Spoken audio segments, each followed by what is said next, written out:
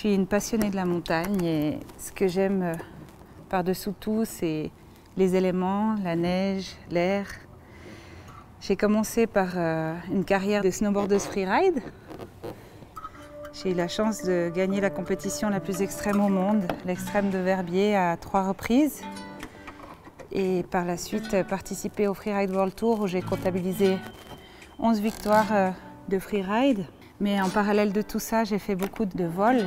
J'ai découvert l'air parce que mon but, c'était de pouvoir faire la montagne toute l'année et de gravir des magnifiques sommets, ouvrir des nouvelles voies, mais avec ma wingsuit. Donc le but, c'était de lier l'alpinisme avec le vol.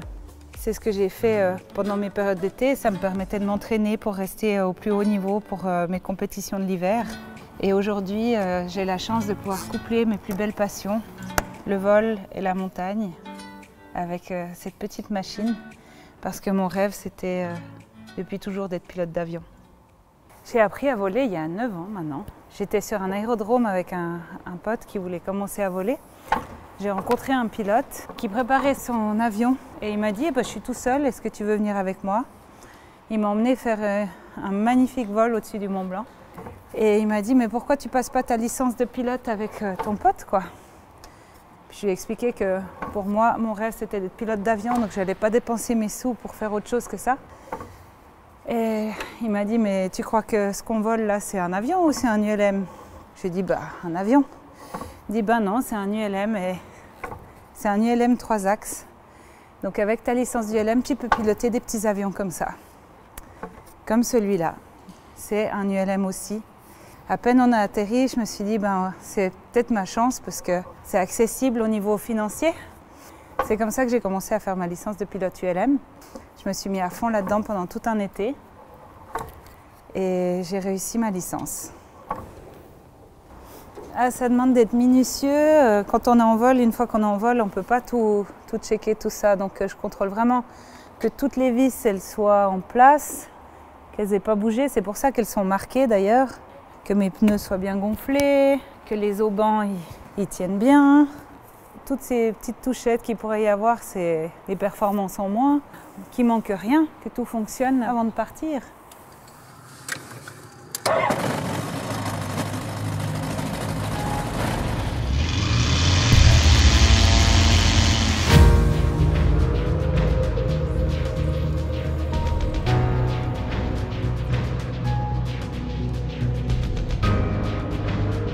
C'est assez génial parce que ça me permet d'être en sécurité. Je peux bouger ma machine toute seule. Mais surtout, c'est une manière de piloter qui est extrêmement fine. C'est un petit avion extrêmement léger, avec très peu de puissance, où il faut connaître vraiment ses capacités et les conditions pour pouvoir monter en altitude. Avoir beaucoup de feeling, et c'est ce que j'aime.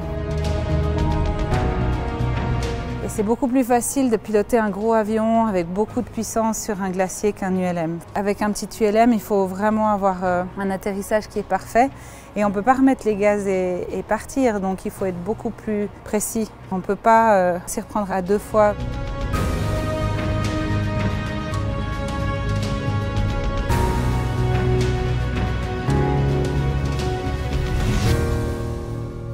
C'est ce que j'aime parce qu'en wingsuit, c'est ça que je recherche aussi. Quand on doit tourner sur une arête en wingsuit, ça doit être là, c'est pas 1 mètre à gauche ou 1 mètre à droite. C'est cette rigueur-là que j'aime dans le pilotage. Pour que l'avion puisse bien dormir, il faut qu'il soit bien à plat. Donc je mets bien les skis à plat, bien les ailes à plat, qu'il soit bien posé. Puis comme ça, il fera bien dodo. Ah, Roméo.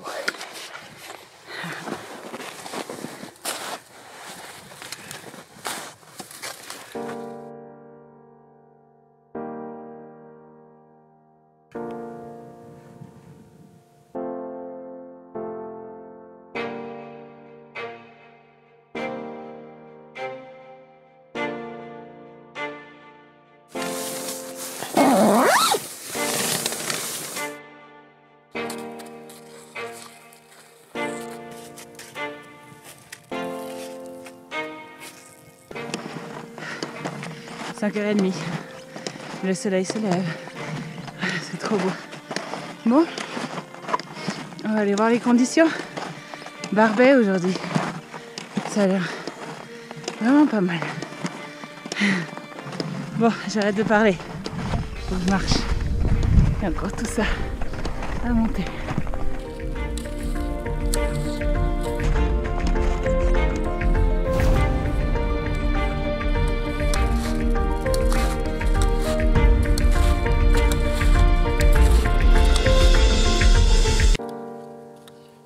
J'hésitais entre la face nord et le couloir Barbet. Et la face nord pour moi était pas en top conditions ce jour-là, mais le Barbet il était dans des conditions mais tellement idylliques que du coup j'ai opté pour le Barbet. Donc je suis passée sur la gauche de la face et je suis montée directement par le Barbet en face est jusqu'au sommet.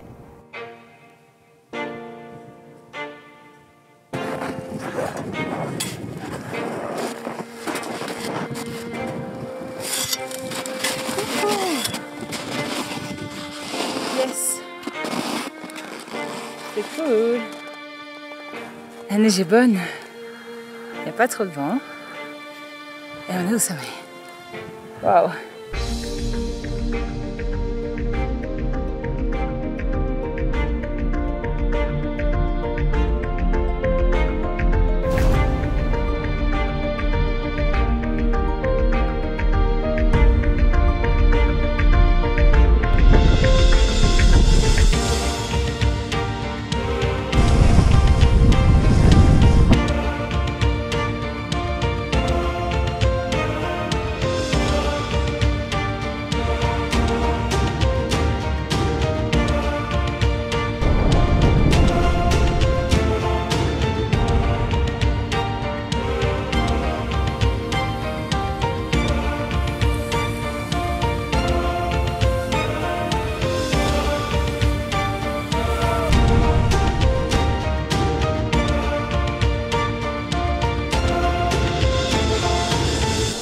Bien 20 de fraîche, légère, qui giclait. Dans une pente comme le Barbet, pouvoir enchaîner des virages comme ça, en grande courbe, c'est, on dirait, plutôt du bonheur. Parce qu'en pente raide, des fois, on fait des virages sautés, parce qu'on n'a pas toujours les meilleures conditions non plus, mais là, on pouvait difficilement faire mieux, on dira.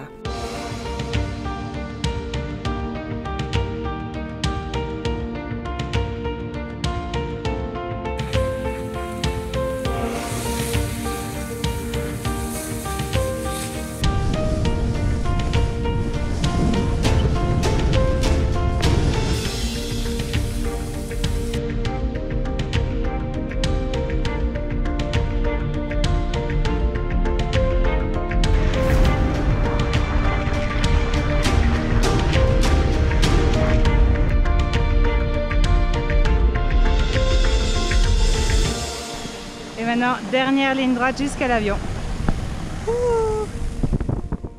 Maintenant, c'est le moment du retour. J'ai bien ancré Roméo pour pas qu'il bouge pendant que j'étais en train de rider. Donc là maintenant, il faut que je pèle comme il faut pour pouvoir bien le sortir, bien l'axer pour pouvoir décoller. Il n'y a pas seulement rider, mais il y a en plus préparer l'avion et tout. Mais ce qui est génial, c'est que ça lie toutes mes passions. Raccrocher l'engin et puis plutôt solide parce qu'autrement c'est pas sympa de le perdre. Si je le perds, il tape l'empennage, c'est pas rigolo. Le bushplane, c'est ce rêve que j'avais de ces pilotes en Alaska qui partaient avec leur avion tout seul, posé en pleine nature à des kilomètres de tout le reste. Et c'est vraiment le sentiment que j'ai là.